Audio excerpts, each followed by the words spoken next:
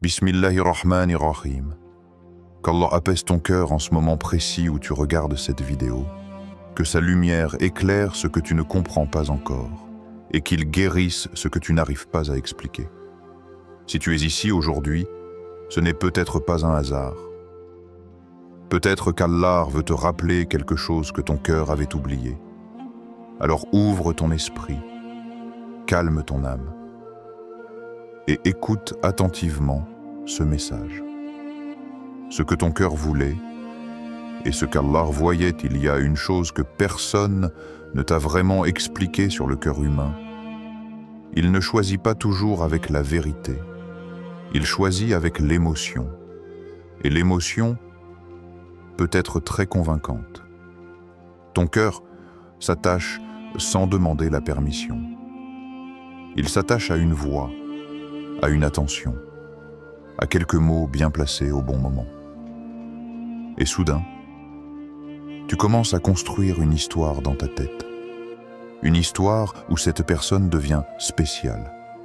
Une histoire où les signes négatifs deviennent des détails. Une histoire où les doutes deviennent de la paranoïa. Mais il y a une réalité que ton cœur ne voit pas. Et c'est là que commence la différence entre ce que tu ressens et ce qu'Allah voit. Parce que ton cœur voit le début, mais Allah voit la fin. Ton cœur voit les messages du soir, les promesses douces, les sourires virtuels. Mais Allah voit ce qui se cache derrière les intentions, derrière les silences, derrière les décisions futures. Et souvent, ce que ton cœur appelle amour, Allah le voit comme un test. Imagine un jeune homme ou une jeune femme au début d'une relation. Tout paraît aligné, les discussions sont faciles, les attentions semblent sincères. Et dans ce moment-là, une pensée apparaît. Peut-être que c'est la bonne personne. Alors tu fais quelque chose de très humain. Tu fais du dua.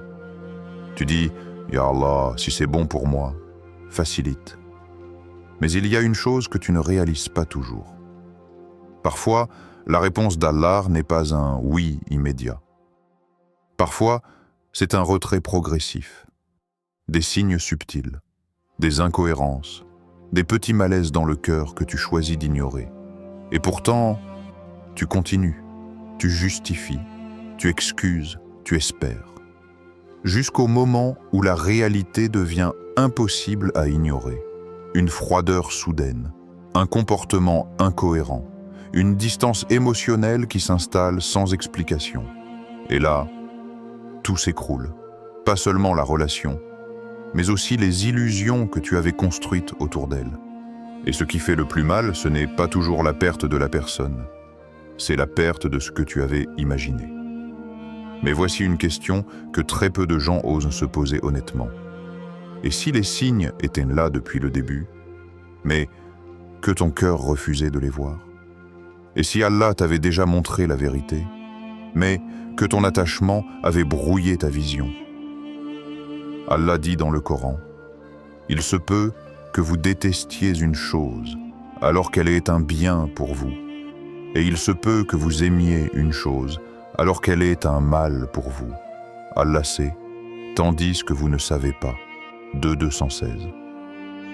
Ce verset ne parle pas seulement de choix généraux dans la vie, il parle aussi de ces attachements intimes, de ces liens émotionnels que tu crois être une bénédiction, alors qu'ils contiennent une épreuve que tu ne comprends pas encore. Et après la rupture, après le silence, après les réponses que tu n'auras jamais, un jour, tu regardes en arrière et tu commences à voir ce que tu ne voulais pas voir à l'époque. Les incohérences, les drapeaux rouges, les signes que ton cœur avait effacés, et une vérité commence à émerger doucement dans ton esprit. Ce n'était pas de la perte, c'était de la protection. Mais à ce moment-là, tu n'es pas encore prêt à le comprendre complètement. La douleur fait partie de la protection. Il y a une illusion silencieuse que beaucoup de cœurs portent sans s'en rendre compte. C'est l'idée que la protection divine devrait être confortable. Comme si, lorsque Allah te protège, tu devais forcément te sentir bien, soulagé immédiatement, sans douleur, sans choc, sans perte. Mais la réalité spirituelle est bien plus profonde que ça. La protection d'Allah ne caresse pas toujours le cœur. Parfois, elle le secoue. Et ce qui rend cette vérité difficile, c'est qu'elle entre en contradiction avec ce que tu ressens sur le moment. Parce que quand une relation se termine, ton esprit ne pense pas immédiatement à protection. Il pense à vide, il pense à manque, il pense à perte. Et pourtant, il existe des protections qui ne ressemblent pas à des sauvetages visibles, mais à des arrachements intérieurs, comme si quelque chose était retiré de ton cœur avec force, laissant une trace douloureuse derrière lui. Et c'est là que beaucoup de gens se trompent. Ils pensent que la douleur est un signe d'abandon, alors qu'en réalité, elle peut être un signe de transformation, car tout ce qui est attaché au monde ne quitte pas le cœur sans résistance. Imagine une personne qui s'est profondément attachée à quelqu'un. Chaque habitude, chaque message, chaque routine émotionnelle devient une forme de dépendance invisible. Et puis, un jour, tout s'arrête. Silence, absence, distance. Le corps continue à fonctionner, mais l'intérieur, lui, entre en déséquilibre. Et dans ce moment-là, le cœur pose une question simple mais dévastatrice. Pourquoi Allah m'a pris cela ? Mais dans la perspective divine, une autre réalité existe. Parce que le prophète Mohammed, que la paix et le salut d'Allah soient sur lui, a enseigné que même la moindre douleur touchant un croyant, même une épine, efface des péchés. Alors si une simple épine a un sens spirituel, que dire d'une rupture qui bouleverse ton monde intérieur ? Que dire d'une déception qui te force à revoir tout en quoi tu croyais émotionnellement ? Et si cette douleur n'était pas une punition, mais une purification ? Et si Allah utilisait ce vide pour nettoyer ce que ton cœur avait commencé à idolâtrer sans le réaliser ? Car parfois, ce n'est pas la personne qui est le problème, mais la place que tu lui as donnée dans ton cœur. Et lorsque cette place devient trop grande, trop centrale, trop dominante, Allah peut la retirer pour te rappeler une vérité essentielle. Rien ne doit être plus important dans ton cœur que lui. Et dans ce processus, il y a un réalignement invisible. Tu commences à prier différemment. Tu commences à parler à Allah avec une sincérité que tu n'avais pas avant. Tu commences à comprendre des versets que tu lisais sans les ressentir. Et sans t'en rendre compte, ce que tu appelais douleur devient un retour vers lui. Alors, une question commence à se poser doucement en toi, sans pression, sans réponse immédiate. Et si cette séparation n'avait pas éloigné ton cœur, mais l'avait redirigé ? Parce que parfois, ce que tu perds dans les bras d'une personne, tu commences à le retrouver dans le lien avec ton Créateur. Ce que tu évites sans le savoir. Il existe une dimension de la vie que le cœur humain ne peut pas percevoir tant qu'il est encore attaché à ce qu'il désire. C'est la dimension des « ce qui aurait pu arriver ». Parce que toi, tu vis avec ce que tu vois, avec ce que tu ressens, avec ce que tu espères. Mais Allah agit avec ce que tu ne vois pas. Et c'est souvent là que commence la vraie protection. Il y a des choses dans ta vie que tu as peut-être perdues et que tu n'as jamais vraiment comprises. Une personne qui s'éloigne sans explication claire. Une relation qui se termine au moment où tu pensais qu'elle allait s'intensifier. Un attachement qui s'effondre sans logique apparente. Et ton esprit humain cherche immédiatement une explication émotionnelle. Pourquoi moi ? Qu'est-ce que j'ai fait ? Pourquoi ça devait finir comme ça ? Mais il y a une autre lecture que ton cœur n'adopte pas facilement. Celle de la protection invisible. Parce qu'Allah ne te montre pas toujours le danger sous forme de catastrophe visible. Parfois, il te protège en silence. Il enlève une personne avant que ton cœur ne s'attache encore plus profondément. Il ferme une porte avant que tu ne construises toute une vie derrière elle. Il interrompt un chemin avant que tu ne t'y perdes complètement. Et c'est là que la perception humaine devient limitée. tu vois une perte. Mais tu ne vois pas la suite que tu as évitée. Tu vois une rupture. Mais tu ne vois pas les conséquences qu'elle a empêchées.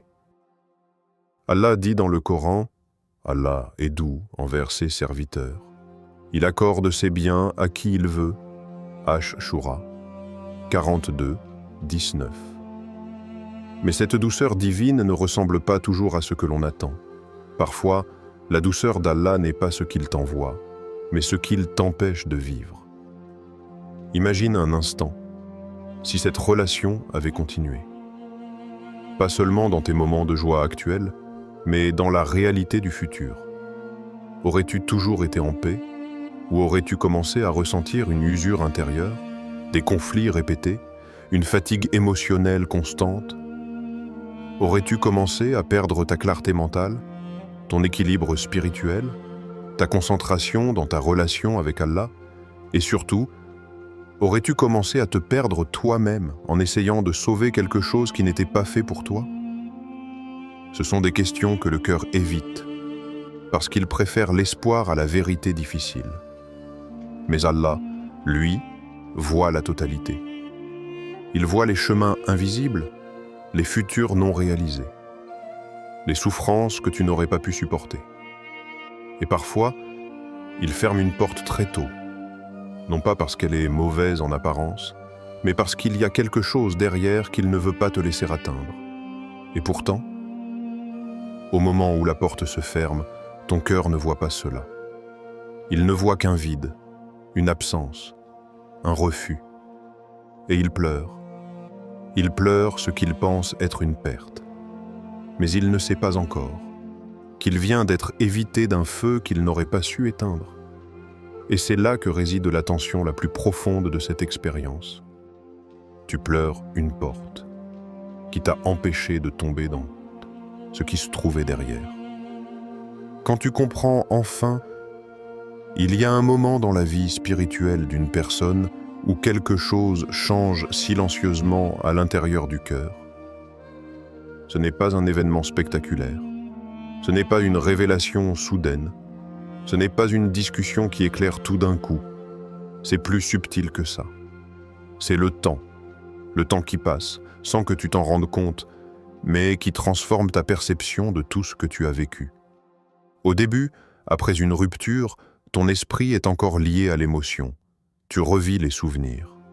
Tu analyses les conversations. Tu cherches des réponses dans ce qui n'en a pas donné. Et surtout, tu poses une question qui revient encore et encore. Pourquoi moi?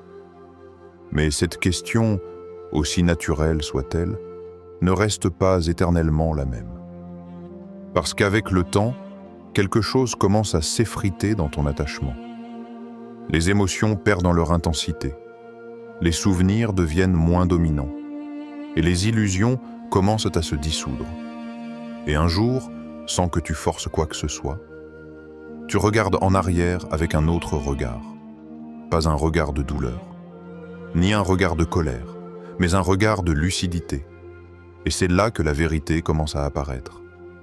Tu réalises que cette personne que tu pensais être essentielle à ton avenir n'était pas alignée avec ton destin. Tu commences à voir ce que tu refusais de voir à l'époque, les incohérences que tu excusais, les signes que tu minimisais, les comportements que tu justifiais par l'espoir. Et doucement, une pensée devient de plus en plus claire dans ton esprit. Je méritais mieux. Mais ce n'est pas une phrase d'orgueil, c'est une prise de conscience, une reconnaissance que ton cœur avait accepté moins que ce qu'il mérite réellement. Et dans ce processus, quelque chose de plus profond encore se révèle. Tu commences à comprendre qu'Allah n'était pas absent dans cette histoire. Il était présent, dans le retrait, dans le silence, dans la séparation, dans ce que tu appelais perte. Allah dit dans le Coran, « Quiconque place sa confiance en Allah, il lui suffit. » At-Talaq 65, 3. Mais la confiance dont parle ce verset n'est pas celle qui apparaît seulement quand tout est clair. C'est celle qui existe aussi dans l'incompréhension. Parce que la vraie foi ne commence pas quand tu vois le plan d'Allah. Elle commence quand tu acceptes de lui faire confiance sans le voir. Et à ce stade de ta compréhension, ton cœur commence à évoluer. Tu ne dis plus seulement « Pourquoi cela m'est arrivé ?» Tu commences à dire « Ya Allah, merci de m'avoir guidé même quand je ne comprenais pas. » Et ce changement intérieur est puissant. Parce qu'il marque une transition profonde dans ton âme. Du questionnement douloureux vers la gratitude silencieuse. Mais une dernière question reste suspendue dans ton esprit, comme une vérité encore en construction. Est-ce que tu fais confiance à Allah seulement quand tu comprends, ou aussi quand il te cache la compréhension? Ce qu'Allah prépare pour toi. Il y a une vérité que le cœur humain met parfois longtemps à accepter. Rien de ce qu'Allah retire n'est jamais laissé dans le vide. Même si, au moment du départ, tu ressens un manque, une confusion, une forme de déséquilibre intérieur, dans la perspective divine, il n'existe pas de vide inutile. Il existe seulement des transitions que tu ne comprends pas encore, parce que ton regard est limité au présent. Mais le plan d'Allah s'étend au-delà de ce que tu vis aujourd'hui. Et c'est là que commence une autre forme de compréhension. Ce que tu perds n'est jamais la fin de l'histoire. C'est souvent le début d'un réajustement invisible. Mais ce réajustement demande quelque chose que beaucoup de cœurs n'aiment pas entendre. La patience. Pas une patience passive. Pas une attente remplie de confusion et d'impatience. Mais une patience qui fait confiance sans preuve immédiate. Et au-delà de la patience, il y a quelque chose de plus profond encore. La foi dans l'invisible. Parce que lorsque Allah enlève une personne de ta vie, ton esprit humain interprète cela comme une fermeture définitive. Mais Allah, lui, agit toujours avec une sagesse de remplacement. Même si ce remplacement n'est pas immédiat. Même s'il ne ressemble pas à ce que tu imagines. Même s'il prend plus de temps que tu ne l'aurais voulu. Et c'est ici que ton cœur est testé.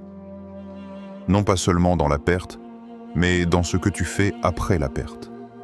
Parce que certains cœurs deviennent impatients, amers, fermés, et d'autres deviennent plus proches d'Allah. Et parfois, ce retard que tu ressens dans ta vie émotionnelle n'est pas un refus. C'est une préparation. Peut-être que la personne que tu attends n'est pas encore entrée dans ta vie, parce que ton propre cœur est encore en transformation.